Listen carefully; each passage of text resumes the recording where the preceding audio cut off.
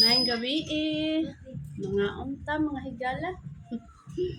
Ang akong sudan kay okra, utan, bisaya. Patis, kanon nga bahaw. It's also south of the pipeline, the Baku Supsa pipeline, which was a major U.S.-backed project. Back in 1999, when the $560 million Baku Supsa pipeline was inaugurated, the U.S. hailed it as a major breakthrough for the independence of Georgia and oil-producing Azerbaijan.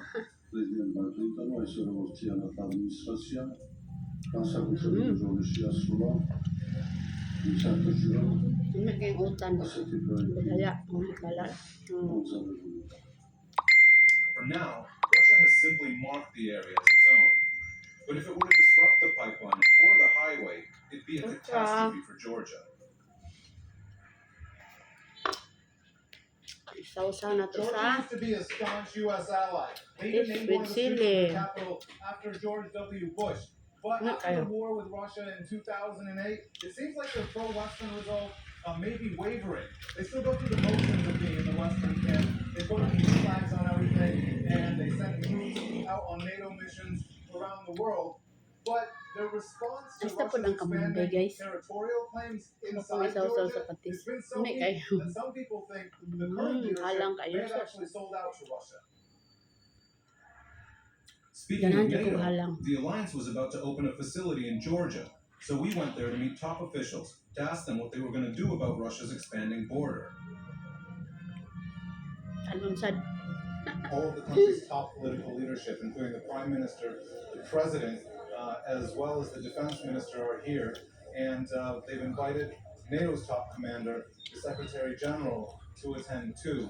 So NATO is trying to show that it's still committed to a relationship with Georgia, even though Russian troops are just about 100 kilometers away from it.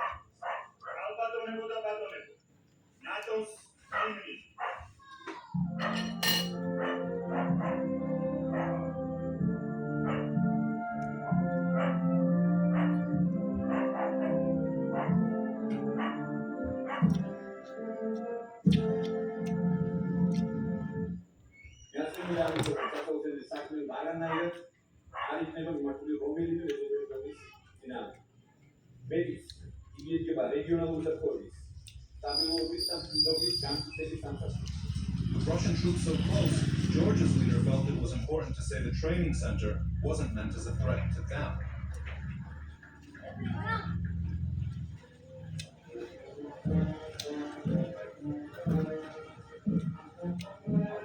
Is this higher level of cooperation that you have with Georgia a positive reaction to the recent measures that Russia has been taking in South Ossetia, putting up border signs and taking over major infrastructure like oil pipeline in the region?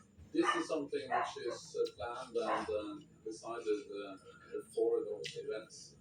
This is part of what we call the comprehensive package that increased cooperation between Georgia. Even NATO's leader didn't want to anger Russia.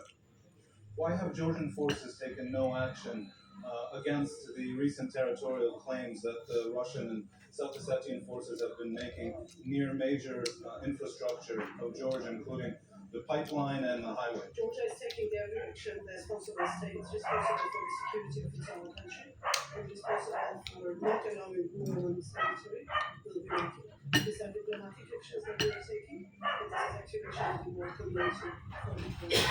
And we are not going to allow Russia to provoke us internally. Many of this government's critics say that this is a pro-Russian policy that you have. Do you agree with them? For not counter Russia? I'm not responsible for the prisoners that are here to answer any questions. There is no human being in this country who will find and you can go out in the street. All the Georgian officials decided to line that it was dangerous to provoke Russia by reacting to its latest moves. But not everybody in Georgia sees things that way.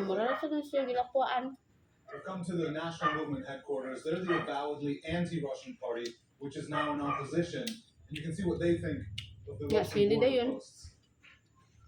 Do you consider the defense minister to be pro-Russian and anti-Western? the next minister represents the faction of coalition who is rhetorically the most pro-Western, so they play a fig league role.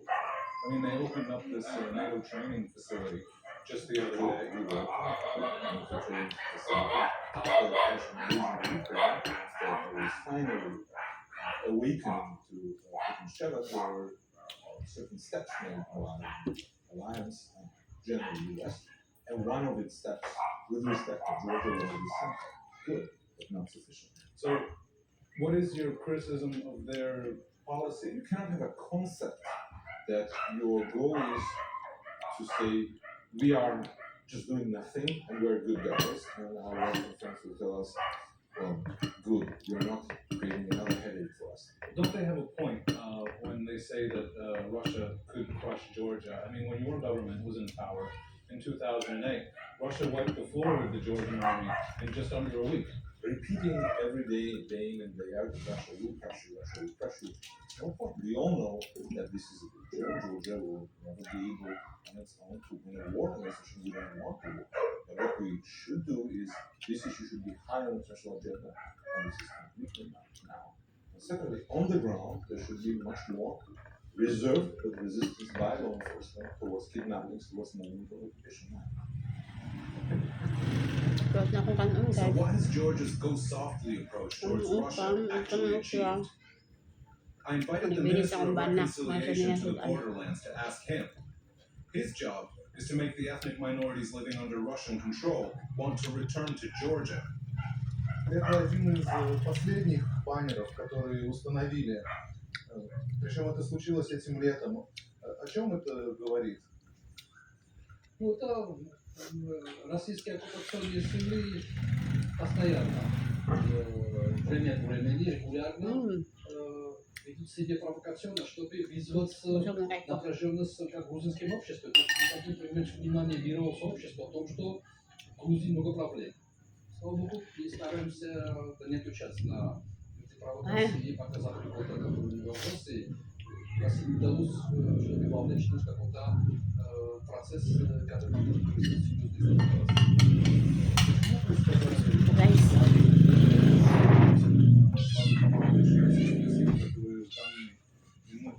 оккупируют одну четверть грузинской территории, не является врагом Грузии. Я такого не говорю. Я говорю, что человек не может быть врагом государства. Совсем разные вещи. Но вы говорили про Путина. Да, нет, вопрос был по поводу Путина. Один человек не может быть врагом государства. Врагом государства может... Hello, welcome to BBC World News. The daughter of one of President Putin's close ideological allies, Alexander Dugin, has been killed in a bomb attack. Russian media says Maria Dugina died after her car exploded in Moscow. There's been no comment from the authorities. Mr. Dugin, seen on the right in this video, witnessed the aftermath of the explosion. He's a strong supporter of the war against Ukraine and is believed to have inspired President Putin. Analysts believe he, rather than his daughter, could have been the intended target of the attack. The pair were reportedly set to travel back from an event in the same car, but at the last moment, Mr. Dugin decided to travel separately. Russian correspondent Anastasia Golubeva has been following events. Maria Dugina and her father Alexander Dugin yesterday they were going from an event and they moved into cars and it was reported that Alexander Dugin was supposed to be in the car with his daughter but he switched cars at the very last moment and the daughter's car exploded eventually causing her death and this is why the main belief right now is that it was an attempted killing on Alexander Dugin himself, not the daughter. It was an improvised explosive device that went off onto the bottom of her car. And Russian law enforcement said that the murder of Dana Dugina was a contract killing, but there is no official version on who's behind the death yet. But there are already some speculations. The authorities of self-proclaimed Donetsk Republic said that they blamed the explosion on the protests of the Ukrainian